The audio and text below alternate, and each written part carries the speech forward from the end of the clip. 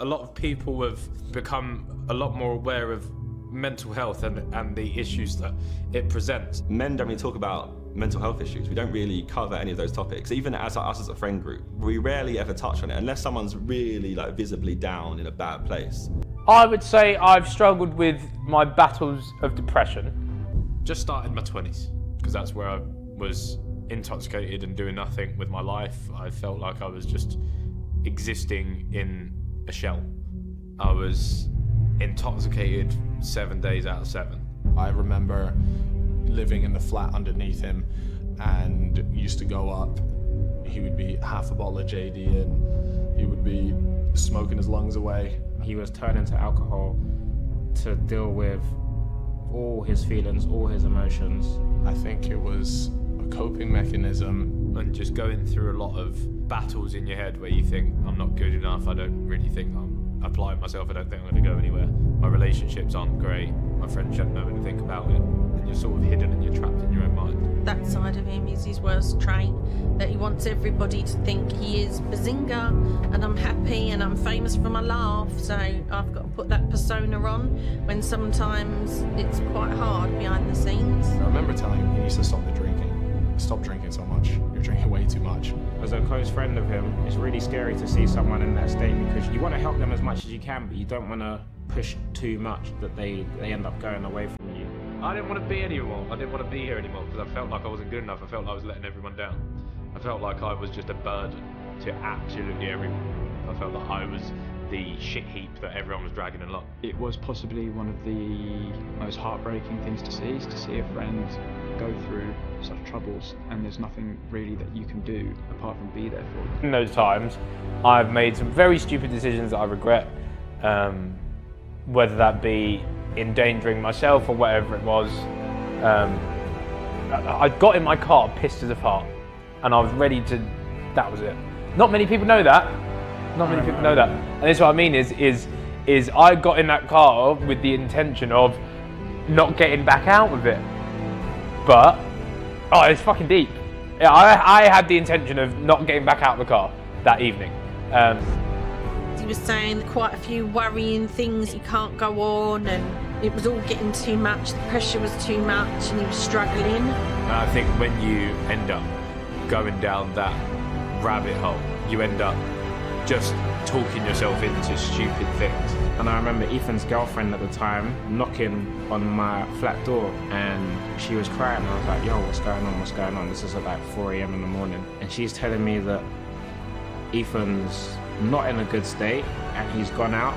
I was very drunk and I ended up getting in the car and I left the flat with no intention of going back to the flat. I didn't know he felt that bad, that he felt that he had to even end his life or anything like that. I was panicking, I didn't know what to do. In your head, you've now whittled yourself down to meaning nothing. You don't really find any reason to be knocking about anymore. And that's where I'd ended up at like 3 o'clock in the morning. And I'd sort of convinced myself that now was the perfect time to just make myself disappear.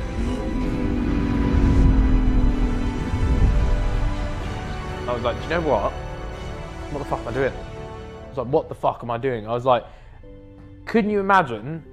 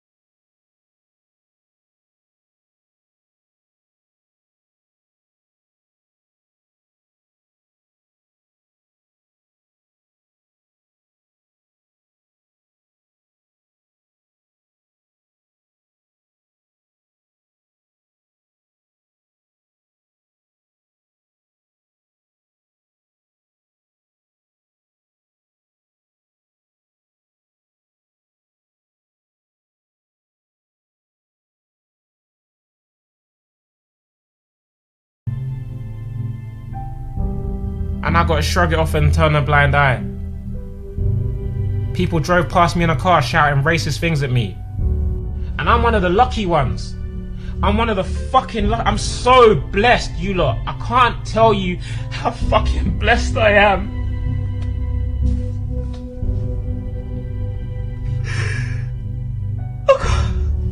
I can't tell you, lot. I can't.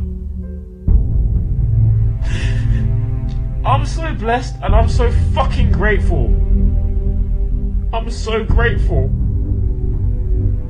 And if I tell you the amount of shit that I've been through, you wouldn't believe it. Imagine the unlucky ones. Imagine the ones that are dying at the hands of these... I ain't wanna call them humans, because they're not human, man. They don't act human. They don't. They fucking don't. I don't understand how people to this day can still just be racist, man. Really? Bro, it's 2020 and people are still being racist. Imagine, man. This generation is definitely the most woke when it comes to this whole racism and this whole oppression, etc. But man, it's just sad, man. Even everything that's going on in America, man, it's just sad. John Boyega said it perfectly. Fuck all you racist people, man. Just fuck you, man. Like, if you're racist, bro, like, fuck you, man. I don't understand how people can still be racist. Everyone deserves to have basic human rights. Everyone should be treated fairly. Simple as that, man. Simple as that. It's fucked. It's fucked. How are you? Me and my mum are almost like an unbreakable bond. She's like my best friend rather than a mum. We go through everything together. Always have done. Probably always will. Ethan's my whole world. My absolute heartbeat. Without him, there is no heart. Not many people know, but I actually had Ethan on my own. So it was a very, very emotional day. One that I'll treasure forever. The swag was on point, you know. Look at that. You did a good job. I did. I've always known how to dress. The real dad disappeared when I was conceived. It was very tough. Carrying him on my own and consciously having him on my own has driven me to always fight for every cause. She made that choice. It's the reason I'm sat here today. He's all I've got and I'm all he's got. A lot of people don't really know the real situation behind everything that me and my mum have been through. We knew that his childhood wasn't great. You know, he would tell us stories. As a teenager, it became apparent to Ethan that he had been abandoned twice and realised that a lot of our life was a lie. We knew that his dad left home from an early age and that his mum was basically the mum and the dad. When Ethan was 6 months old, I met his fake dad, as he calls him. He was there till 30. It all went horribly downhill in that relationship due to drug addictions And debt. that my mum tried supporting him through, to one day just go to the shops and not come back. And then with that, I found out that he wasn't my biological dad due to the divorce papers. It's a bit of a sensitive topic for him. I feel like there's put some anger at the world, like why has this happened to me? During that time is when my mum had cancer. His mum was his only support system. It was terrifying, and I didn't want him to think for 1 minute that I was going to die. So that would have been a very, very scary time for him. I had to find us somewhere to live and get back on our feet. I had to sit up the homeless office every single day, and it affected Ethan badly at school. Ethan would be a bit destructive. Just school didn't work for him, he didn't fit. That was the time that I sort of went off the rails. It was sort of just a whirlwind at that time. I can barely imagine what it feels like, so I can't really like put into words how he must feel. I had to take antidepressants and see therapists. Yeah, it's really emotional. You might have to stop. Everything she went through whilst I was at secondary school is a real merit to the type of woman she is. I think younger Ethan had a lot of emotional baggage, but I think nowadays I've turned all of that energy into now something positive.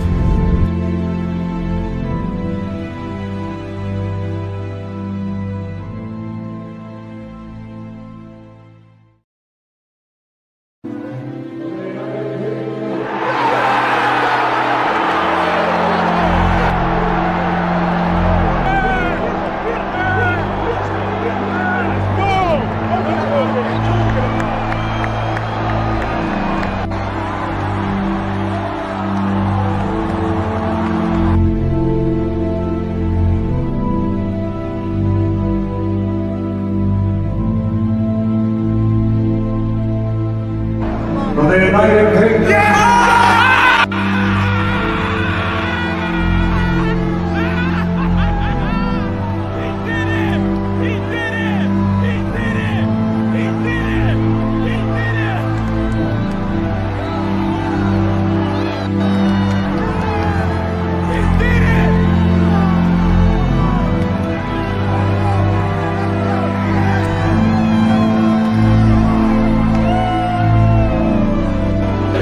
If there's a clip out there of my reaction when that decision comes through, it's going to be on replay for the rest of my life. I feel like I've lived, breathed and eaten it with him for 2 years. And for him to, I know how much it means to him, and for him to come out on top means the world. I feel like you've won tonight. I feel like I've won tonight. I feel like I was in there, especially when he had that round where he had to recover. I think it's absolutely insane.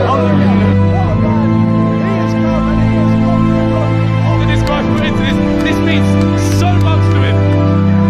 Unbelievable. It just, that sheer euphoria across our whole group there, and I think like it really just brought to life how close knit we all are as a group. Like just, I don't know, I was in tears almost. JJ has so much heart. He is, it's almost like he's on another, like we're all on this level, he's on that level. He gets knocked down in like a painful way, and he takes his time, he recalibrates, and he goes back. He was taking hits and he was getting hit hard. And he was hitting back harder. That takes some kind of a person to get rocked like that and come back even harder. Just shows how much he wanted this, and it was so amazing to see. And he truly deserves it. He's worked so hard, and he always will, and he always has. And those are the results you can achieve if you put your heart and soul into what you do. And it was super tense. We were sitting here watching it with Chunks. He had his head in his hands at various points. How was it with you and the SideMen over there? Oh, an absolute roller coaster. Every single encounter between both fighters, I've never been so far off the edge of my seat, just because we know how much it meant to him and how much work he's put in, and there's nothing better than seeing that transpire to what we saw. So well deserved, so well deserved. Absolutely elated and so incredibly proud of JJ and everything he's achieved. I'm just really proud of my bro. That's all I can say. I'm really proud of my bro. And that every time he got hit, he got up and he hit back harder. And that's the type of guy he is. He doesn't let things hold him back. Every time he fails, he pushes through and tries to succeed.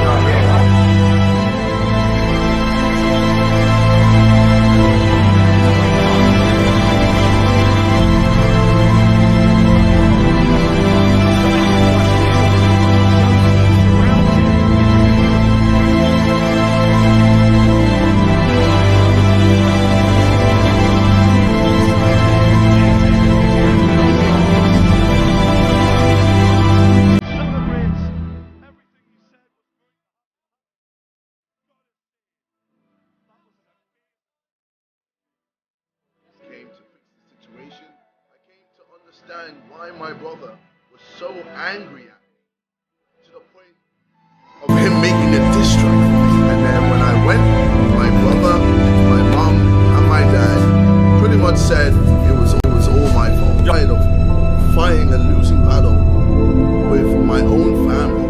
I'm tired of feeling like an outcast. Yes, I can do better, but so can you, man. Like, I'm at the point where I can't even take my own girlfriend to see my family because I'm scared that she's gonna get exposed and my brother's gonna use that information against me.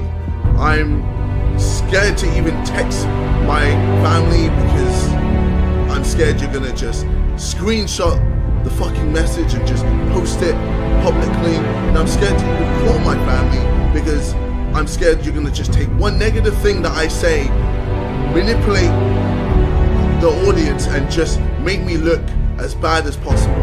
I'm just sick and fucking tired of it. I suffer from crippling anxiety.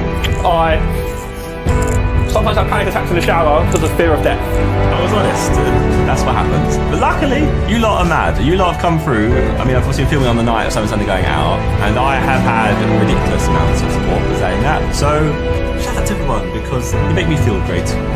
I got my goals of, 10 mil on my main channel, 10 mil on the SideMen channel, and then I guess that's my goals, to be honest. I don't know if I want to do YouTube for that much longer. There's that famous phrase that's like, die a hero or live long enough to see yourself become the villain.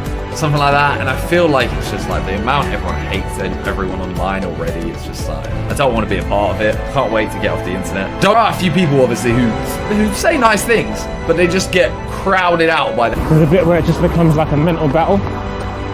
I lose those. You don't crack under pressure. As I do. Yeah, you don't. That's a very deep question. I'm good at having existential crises. I get really deep. I Start questioning everything and anything. Yeah, and I'm getting older, and I'm never going to stop getting older, and like I've been thinking that recently this is the point of like no return. Like there's a lot of like, you know, like who knows what's coming up. It gets a little dangerous. What, you alright? No, I'm fine. It's just very cynical. I get a little cynical sometimes, but you know, we move. I'm gonna check on you later. I want you to stop saying my parents and instead say our parents, because I am part of this family too. You have made me an outcast throughout all of this. Literally made my life a living hell, and all for what? Views? Subscribers? You always say that family comes first, but that's not true, is it? Huh? I'm just sick and fucking tired of it.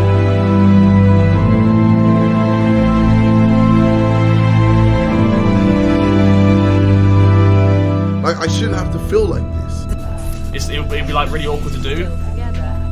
No, mate, no, we're not. Of that you can do anything. Oh boy, my legs are completely done, but we're nearly there. He'd be thinking how far he's come, all that he's achieved, definitely Finley, my cancer journey, all what we went through, it'll all be running through his mind. So it's very poignant. You can see the church. We're nearly there. This hill is going to be hell. It's going to be hell. It is essentially like a landmark in his self-improvement, and this is the proof of that work. I can feel my legs spazzing. My groins, my hamstrings. At this point, the main thing for him is, how can I improve myself? 24 miles. This is it, baby. Last stretch. He shared this journey so transparently with everyone. Yes! Yes! To start this journey, let alone to run it, unbelievably proud. I've done it! Yes!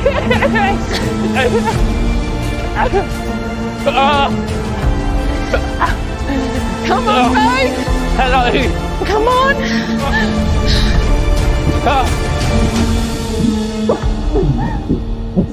I've done it! I've done it! I've done it!